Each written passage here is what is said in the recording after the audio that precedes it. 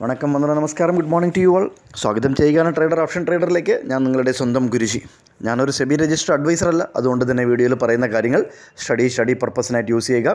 Video record ചെയ്യുന്ന ദിവസം 2 തീയതി ജാനുവരി മാസം 2026 രാവിലെ 7:50 ആയിട്ടുണ്ട്. ഹൃദയത്തിൻ്റെ ഭാഷയിൽ എൻ്റെ പുതുവത്സര ആശംസകൾ എൻ്റെ ചാനൽ കാണുന്ന എല്ലാ പ്രേക്ഷകർക്കും ഞാൻ ആശംസിക്കുകയാണ്. എന്തുകൊണ്ടാണ് Y the sellers are dominating in derivatives? ഇത് കുറേ മാസങ്ങളായിട്ടും വർഷങ്ങളായിട്ടും ഞാൻ പറയുന്ന കാര്യമാണ്.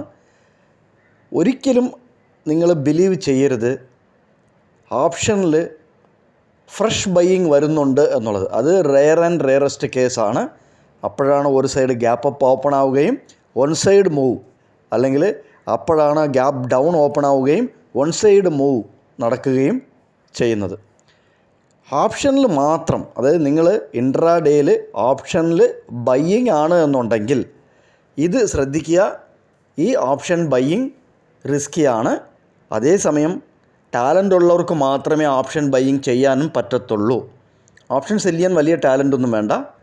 ടാലൻ്റ് ഉള്ളവർക്ക് മാത്രമേ ഓപ്ഷൻ ബയ്യിങ് ചെയ്യാൻ പറ്റത്തുള്ളൂ. നമ്മുടെ ഓപ്പോസിറ്റിലിരിക്കുന്ന ആൾക്കാർ, അതും മെയിനായിട്ട് പറഞ്ഞു കഴിഞ്ഞാൽ ഓപ്ഷൻ സെല്ലേഴ്സാണ്.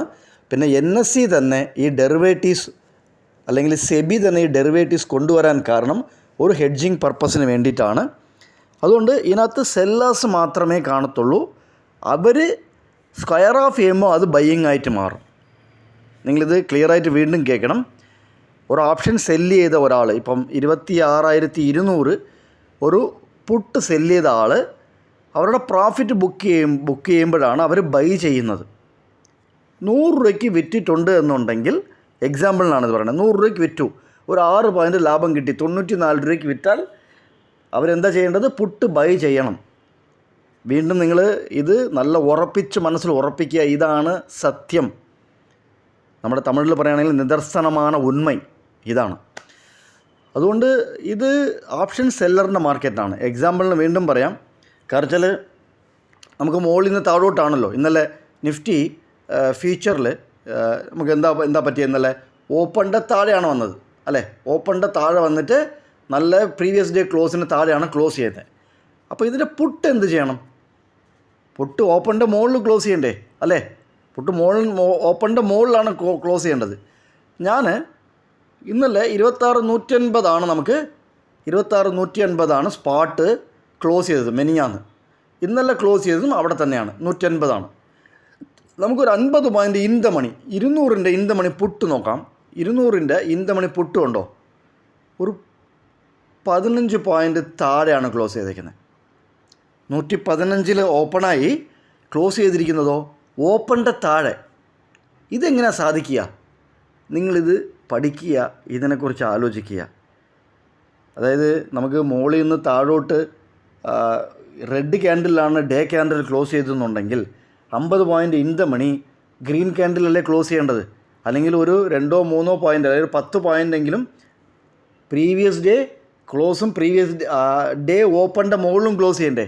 പക്ഷേ ഇൻ ദ മണി അത് സംഭവിച്ചിട്ടില്ല. നിങ്ങൾക്കിത് ഇപ്പോൾ മനസ്സിലായി കാണും.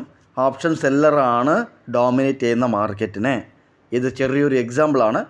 നിങ്ങളിത് ഈ ലെവൽ മാർക്ക് ചെയ്യുക. ഇത് ഇന്നത്തെ നമുക്ക് പോയിൻ്റ് ഓഫ് കൺട്രോൾ. ഇങ്ങനെ സെല്ലേഴ്സ് കൂടുതൽ ഡോമിനൻ്റ് ആയിട്ടുള്ളപ്പോൾ, കാരണം മാർക്കറ്റിൽ വലുതായിട്ടുള്ള ആക്ടിവിറ്റീസ് ഒന്നും കാണുന്നില്ല. മൈറ്റ് ബി തിങ്കളാഴ്ച ചൊവ്വാഴ്ച മുതൽ അടുത്ത കോൺട്രാക്റ്റ് തുടങ്ങുന്നത് മുതൽ കുറച്ച് കൂടുതൽ ആൾക്കാർ വരുമെന്ന് തോന്നുന്നു. രണ്ടാമത് നമ്മുടെ ഇതൊക്കെ കുറച്ചിട്ടുണ്ട്, 75 65 ഒരു ലാർജ് സൈസൊക്കെ കുറച്ചിട്ടുണ്ട് സെബി. അതിൻ്റെ ഇത് കാര്യങ്ങളൊക്കെ ആയിട്ട് പോകുന്നത്. അതുകൊണ്ട് വലിയൊരു ഇൻട്രസ്റ്റ് മാർക്കറ്റിൽ കാണുന്നില്ല. അതുകൊണ്ടാണ് സൈഡ് വേസ് ആയിട്ട് പോകുന്നത്. സൈഡ് വേസ് ആയിട്ട് പോകാൻ നമുക്ക് ഈസി ആയിട്ടുള്ള ട്രിക്ക് അറിയാം. അതെന്താണെന്നുള്ളത് നിങ്ങൾ കമൻറ്റ് ബോക്സിൽ കമൻറ്റ് ചെയ്യുക. ഇത് 26,200ൻ്റെ പുട്ടിൻ്റെ ചാർട്ടാണ്. ഇതാണ് ലെവൽ, നിങ്ങൾ നോട്ട് ചെയ്യുക. പിന്നെ 26,100ൻ്റെ call in the money, okay, call, ഇതിൻ്റെ ലെവലും ഇതാണ്. ഈ ലെവലിലേക്ക് വരുമ്പോൾ എങ്ങനെയാണ് ആക്ട് ചെയ്യുന്നതെന്ന് നോക്കുക. ഇന്ന് പോയിൻ്റ് ഓഫ് കൺട്രോൾ ഇല്ല. ഇങ്ങനത്തെ ലെവൽ വരുമ്പോൾ എങ്ങനെ വർക്ക് ചെയ്യുന്നു എന്നുള്ളത് നിങ്ങൾ നോക്കുക. അതേപോലെ നിഫ്റ്റി ഫ്യൂച്ചറിൻ്റെ ചാർട്ടാണിത്. നിഫ്റ്റി ഫ്യൂച്ചറിൻ്റെ ചാർട്ടിൻ്റെ ലെവൽസാണ്. നമുക്ക് നല്ല വൺ സൈഡ് മൂവ് കിട്ടണം എന്നുണ്ടെങ്കിൽ 26,360 മുകളിലൊക്കെ സസ്റ്റെയിൻ ചെയ്യണം.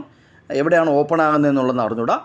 പക്ഷേ ഇന്നത്തെ നിങ്ങൾ എൻ്റെ വീഡിയോയിൽ നിന്ന് എന്തെങ്കിലും പഠിച്ചിട്ടുണ്ട് എന്നുണ്ടെങ്കിൽ അത് കമൻറ്റ് ബോക്സിൽ കമൻറ്റ് ചെയ്യുക. വീണ്ടും ഒരു വീഡിയോയിൽ കണ്ടുമുട്ടാം. നന്ദി, നമസ്കാരം. Thank you very much.